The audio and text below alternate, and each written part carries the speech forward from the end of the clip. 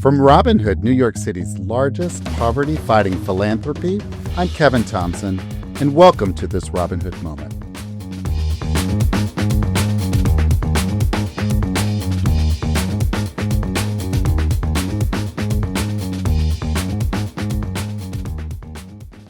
What does it mean to be one missed work shift away from being on the street? For far too many New Yorkers, stability hangs by a thread. You can be working full-time, showing up every day, doing all the right things, and still be one unexpected illness, one childcare disruption, or a canceled shift away from losing your paycheck. And from there, the consequences cascade. Missed rent, missed bills, missed opportunities. It's a cruel domino effect, and for people living in or near poverty, the margin for error is razor thin. This episode is part of our larger discussion around the cost of choice, where we explore the impossible decisions poverty forces people to make. And today, we're asking, what happens when there is no safety net to catch you and work itself doesn't provide the cushion you need? We often talk about workforce development in terms of skills and employment rates. But today, we're digging into how workforce development can be a lifeline. For people who have already fallen through the cracks of our safety net system, a job can't just be a place where you get a paycheck. It really needs to be a place to build opportunity for long-term stability and economic mobility. My co-host, the ever insightful Crystal Cooper, and I are joined today by someone who's been helping people find that lifeline for more than 2 decades. Aaron Shiffman is the executive director of Brooklyn Workforce Innovations, where they connect thousands of low-income New Yorkers to high-quality, career-track jobs in industries like transportation, telecommunications infrastructure, and many more. Aaron's work isn't just around employment. It's about building opportunity, really, and dignity for New Yorkers who've been locked out of the economy. I should note here for our audience that Robin Hood is the largest local philanthropic funder of workforce development programs, and Brooklyn Workforce Innovations is one of our grantees. But before we get underway, if you have any guest suggestions or thoughts about this episode, be sure to get a hold of me at info@robinhood.org.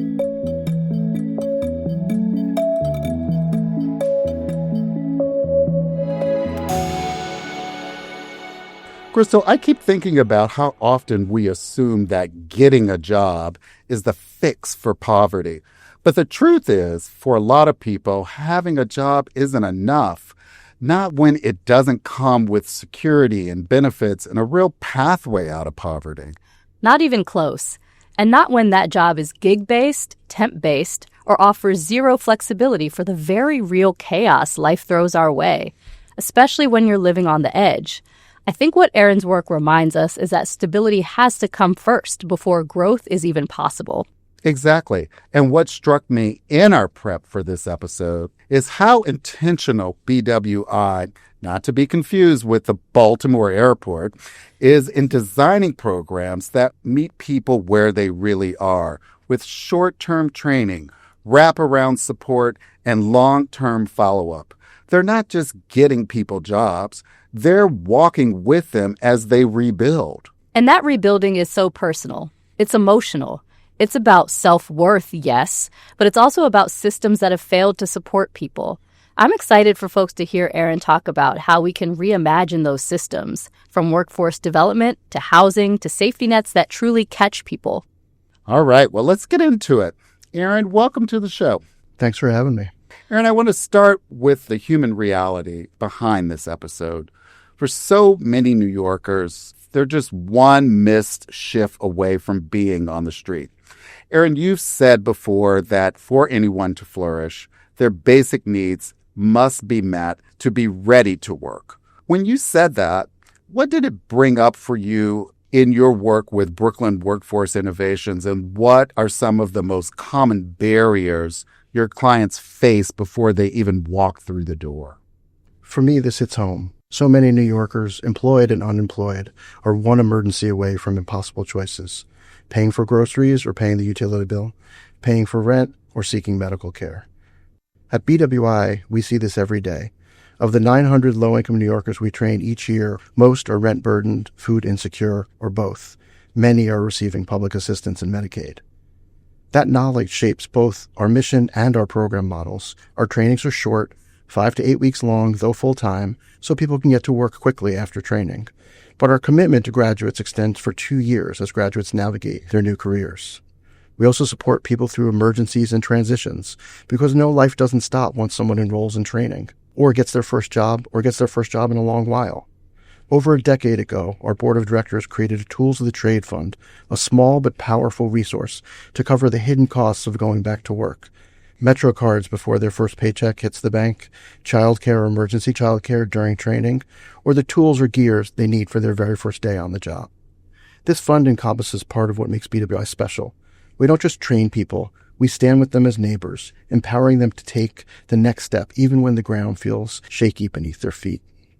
I want to just zero in on that. So we know that BWI catches people sometimes after they've already fallen through that safety net. What are some circumstances that potential clients are dealing with as they come to you? Sometimes they have a job, I'm imagining, sometimes they don't, or their job doesn't pay enough to cover the bills and their expenses of life or their childcare. Can you just describe some situations that might paint a very real picture for our listeners of what those New Yorkers' challenges are? So success at BWI or any training and placement program requires at least a baseline of stability, a place to live, enough financial support to get through training and a job search, and for parents, reliable childcare. BWI serves New Yorkers who face multiple persistent barriers to employment: low levels of formal education, uneven work histories, often with long gaps in unemployment. And behind those statistics is very human reality: a stressful letter from a landlord, warning of a rent arrears and the threat of eviction, constant worry about providing enough food for themselves or their families, the daily struggle to secure quality, affordable childcare, and the responsibility of caring for family members while trying to train or work. That's why we design our programs not only around skills and in-demand credentials, but around respect. Respect for each person's time, their dignity, and the many responsibilities they're juggling. Being unemployed doesn't mean someone's time is any less valuable. More often than not, our trainees are parents and caregivers balancing extraordinary pressures while striving for something better.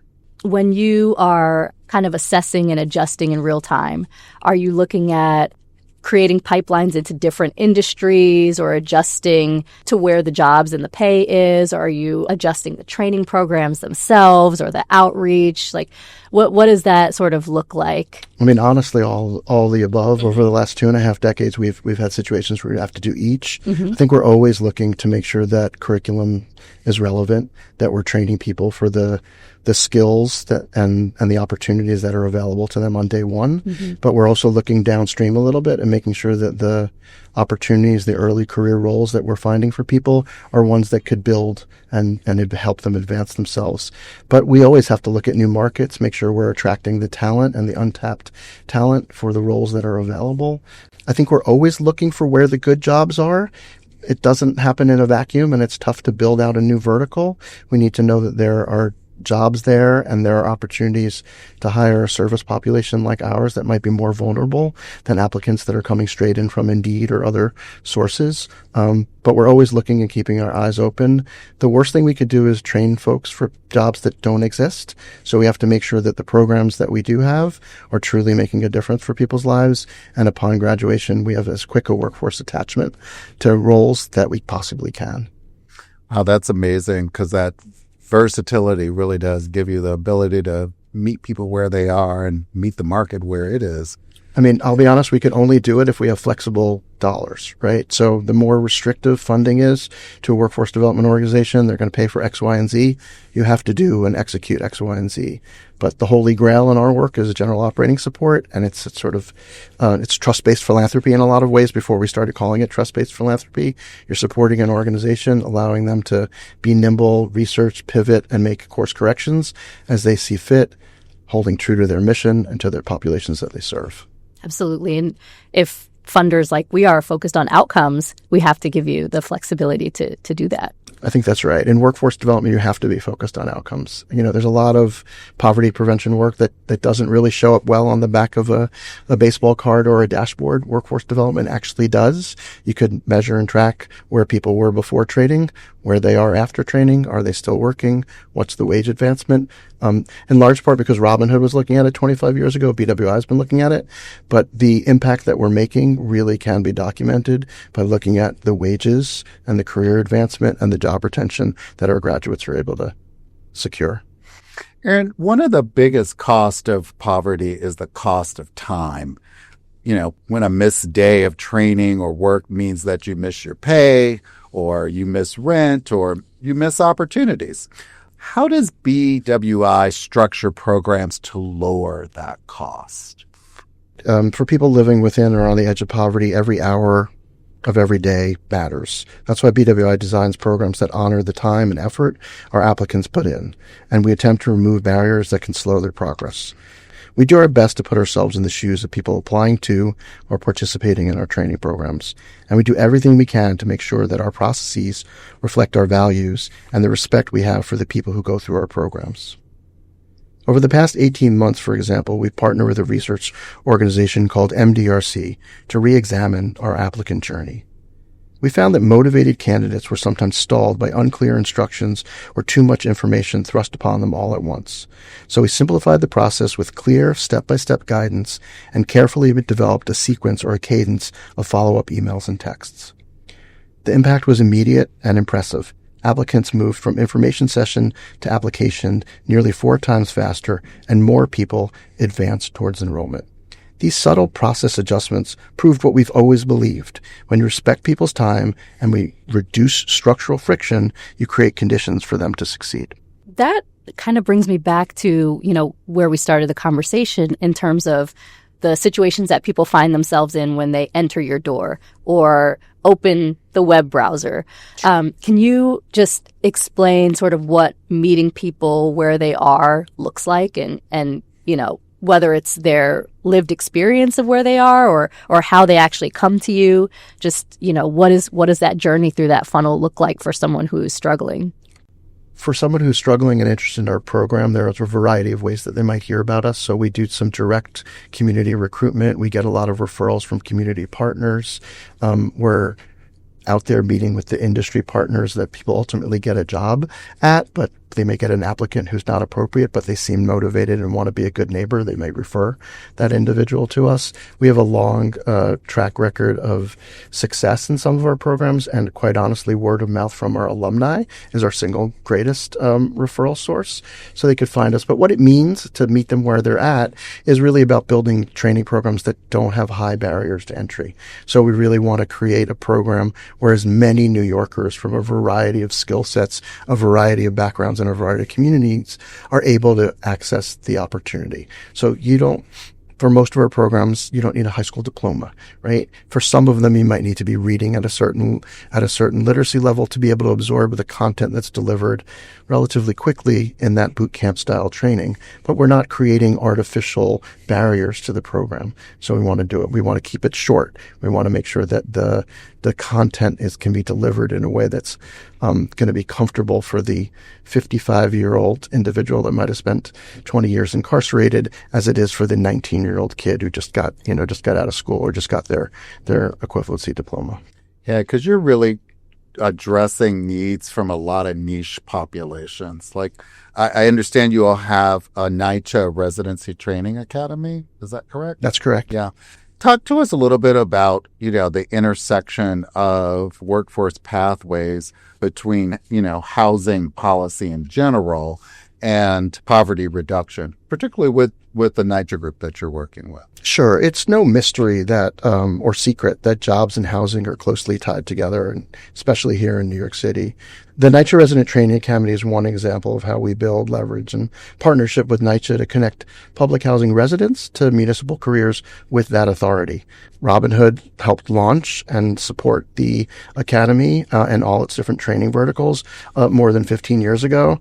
The academy's trained almost 4,000 New York City public housing residents, connecting public housing residents with union jobs that not only pay family supporting benefits, which are so critical, but they also have unbelievable opportunities for advancement and promotion. At our 25th anniversary last spring, we had an inspirational graduate sort of speak to the crowd and sort of talk about the sort of personal transformation that being a graduate of the NYCHA Resident Training Academy was for her. And she was a single mom struggling to support her kid, was not able to really secure sort of quality work with quality benefits.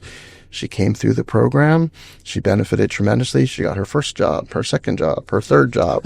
And she very proudly shared how her mother has her business card blown up on the Xerox and sort of hanging on a wall, framed in her house. She's the superintendent of a public housing.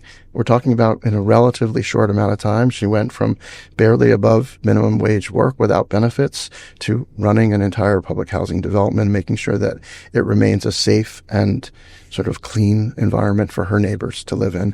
And she very proudly shared with the crowd that she's saving money for her daughter's education, her college education. For us, that is the intersection of working with public housing residents and career transformation that you just can't put into words what that means. Yeah, that's an amazing story. I love that because it really shows the ripple effect. Like if this person has a high quality job, they're creating a positive environment for all of those residents, to pursue their sort of ambitions and then save for kids' schooling. It's really transformative. I think that most BWI programs, when successful, are able to touch more than one generation. So we have many of our enrollees are parents, many single parents, but they're also taking care of their elderly, sometimes disabled family members. They're taking in other members from outside of their nuclear family. They're caring for their elderly or frail parents. And so, it really is a ripple effect. You're dropping a pebble in the water and the ripples go out. And that's not just in families, but it's in communities.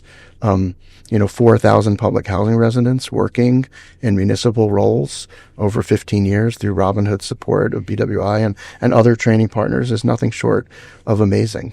And the number of people that have advanced to higher wage careers in NYCHA, talking 7, 8, 10, 12 years working for the development, they are on their way, not just to middle class, but to a level of comfort that I don't think before the program they were able to imagine truly. Escaping poverty. I love that. I want to switch gears a bit to the space where workforce development intersects with benefits and public benefits. There's been talk at the federal level of cuts to the safety net programs that support your clients. What would cuts like that mean for those you serve and for New York's broader social safety net? Sure. I mean, when workforce development funding is cut, the reality is simple. We just can't deliver the same scale and impact with fewer resources. We might be able to do more with more, but we certainly can't do the same with less. So for BWI, about 11% of our funding originates with the federal government, so federal reductions will be felt eventually. So far, our contracts with the federal dollars that flow through the state and the city, they have not been cut, but they very likely may be in the coming years. But honestly, a far greater concern for the organization are the cuts to the social safety nets and what they mean for the individuals we serve. Major reductions to Medicaid and SNAP, which are already on the horizon, and the contemplated cuts to housing subsidies and affordable housing and public housing will be simply devastating. There's no universe where the folks that we serve are going to be able to escape the impact of what is getting pulled out from underneath them. These programs are lifelines. Their erosions are going to drive more people into poverty, like hard stop. The erosion of those safety net benefits are going to make it harder for people to commit to training in organizations like BWI and programs like the NYCHA Resident Training Academy. And it's going to be significantly more challenging for them to be able to uproot themselves and their families out of poverty. The safety net is what allows people to take that leap into career training and move towards stability. Without the safety net, the barriers to training and to work literally multiply. A good job and a career is still one of the best pathways out of poverty, but it's far more difficult to get there if the supports that help people bridge the gap are stripped away. So true, so true. Aaron, from your perspective, what do you think is missing from the current public policy conversation about workforce development, especially for low-income New Yorkers? Honestly, what's missing from that conversation is an emphasis on the worker themselves. So there's been a lot of discourse on this subject. We're talking about affordability a lot, and that is commendable, and I appreciate it. And I hope that those that continue to fight for affordability win those battles. But we're not talking enough about workforce development, and we're not talking enough about the worker, and we're not talking about how the failure to invest in those people is actually a disinvestment in our neighbors. Let's just elaborate on that a little bit. What would you like to hear them say? What would be sort of, some of the ideals that you could hear a candidate or any elected official, say about workforce development in a way that you think it would advance the ball down the field and, really start to move the needle for people? I don't know that we're ever going to hear candidates talking about workforce development. But if we hear their leadership talking about workforce development, and I really I want them to truly, and not just give like words, I want them to truly give credence to the dual customer in workforce development. So there are employers, and they are critical to BWI's success, and they're critical to any workforce development program. But we do have to talk about job quality. We do have to talk about the worker. We do need to talk about the job training applicant and how they're treated and what they're going to be stepping into in those first days and months of work. So for me, if you want to think about the local economy and you want to build a strong local economy, and I believe we all want to build a strong local economy, we need to pair job training with policies that respect the human dignity and remove barriers to work. That means access to healthcare that doesn't vanish as soon as someone gets a job, especially if it's their first job and it's a low-wage job. It means that childcare matches real work schedules, not just, a 9 to 5. BWI has been training for over 25 years in commercial driving. If there's a mom that wants to be a yellow school bus driver and she needs help with childcare, someone's got to take care of those kids before she goes to the depot to pick up somebody else's kids. That's non-traditional childcare hours. So we need childcare that respects worker shifts, evenings, weekends, early morning. And we also need to make sure that these policies ensure that there's food security for participants and for recent grads, because none of us are able to focus on school, training, or quite frankly, work if we're hungry or hangry. That's very true. Let's stick with this concept of where we are and where we want to be. You said that in your work, treading water is winning.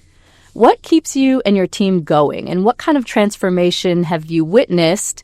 I know you've spoken to some stories already that give you hope. And, we're looking over the course of the 25 years that you guys have been in this line of work. Sure. Just to clarify, I have said that, and I'll stand behind my treading water is winning comment. I say it in other contexts as well. But to clarify, I'm talking about the organization. Mm-hmm. I'm talking about the enormous pressures organizations like ours face with long odds to sort of keep the lights on and the bills paid, especially at this time. I'm not talking about workers. Yes. I'm not saying important that just distinction. And for me, that's really important. So in saying that, it's a recognition that our work continues to get harder to keep things running effectively, to retain high quality staff. You need to continue to support them and advance them. So without exponentially scaling up or shifting our approach to align with funders' interests, it's hard to keep a rock solid 20-year program that just isn't the sexy, shiny new thing resourced. So for us, keeping the doors open so that we can continue to extend opportunities to all those graduates is supremely important. The BWI organization and other workforce practitioners, we really do need general support to tread water as opposed to, unfortunately, shrinking or sunsetting high-quality programs that just are not the flavor of the month, either for local government or, quite frankly, for philanthropy. So for me, and for my colleagues at BWI, our work is incredibly challenging. The team at BWI is a group of dedicated and talented and creative people who care deeply about low-income New Yorkers. And it's troubling for all of us to see how the environment around us hits those communities harder. We saw it during COVID when we looked at heat maps of early COVID cases and deaths, and you could overlay it with the enrollment by address that BWI would look at in terms of our metrics and the communities we're serving. We see it now with inflation and rising housing costs, hitting communities of color and hitting low-income people far harder than some of the more fortunate New Yorkers. So in terms of what gives us hope, BWI in the city and Robin Hood and other partners, we're resilient. We've had a long history of overcoming challenges. We've been faced with high unemployment, staggering challenges for the communities that we serve, for public housing residents who are living in vulnerable communities that really literally got flooded by Sandy and Red Hook and in the Rockaways. But we've come out stronger when we've developed programs that had compassion and care for those communities. And so I feel like the challenges today are different. In fact, they're harder, right? I think that the disinvestments in the social safety net are staggering, and they're going to be very challenging for organizations like BWI. If you remember, in the Great Recession and in COVID, the government extended unemployment benefits, right? During COVID, there were free vaccines and additional paid sick leave and some worker protections for people that missed work because they were sick or a family member was sick and they were being quarantined. So now it feels quite different, right? I don't feel like those things are coming in the short run. And so I think it's really hard. That being said, I think there will be opportunities to innovate and to shine. And I look forward to surfacing some of those solutions with partners, employer partners, like-minded nonprofits and workforce development practitioners, and hopefully philanthropy and local government. Our most vulnerable neighbors are going to need us. And knowing that the organization that I've been lucky to work at for 25 years, sort of stands ready to work hard to build a better New York is inspiring, and it gets me going each morning, and it gives me hope that some better days lie ahead, despite it feeling dark and ominous right now. You only have to go to a BWI graduation and hear in the voice of a graduate what training has meant to them and how they feel supported in a way that maybe they never were by their family, or maybe they never were by their high school or by another certificate program, to hear in their voice the confidence that they have about their future. Those are really poignant moments. And for me, that gives me inspiration. Even better than the graduation speeches are when a grad comes back to talk to a class and say, hey, yeah, listen to these folks when they call you about a job interview and they tell you to do the prep because I was sitting in your chair and I didn't think I'd have this job with these benefits, with this recent promotion, but I do because of the BWI team. And that's, to me, inspirational and moving. And it's sort of, it seems like the only thing that we could really derive the confidence to move forward with when things seem somewhat bleak today. I love it. I think we're going to have to leave it there, Aaron, but that's a great way to end the conversation. We want to thank you so much for being here today. It was such a pleasure to be with you. And to our listeners, thank you for joining us on this Robin Hood moment. If you're inspired to get involved, visit us at robinhood.org to learn how you can invest in Robin Hood so all New Yorkers can live choice-filled lives. Until next time. This episode of This Robin Hood Moment was produced and edited by Corey Winter. Graphics by Mary Power. Our theme music is from Epidemic Sound. I'm Kevin Thompson, joined by the ever-insightful Crystal Cooper for Robin Hood, New York City's largest local poverty-fighting philanthropy. Thanks for listening.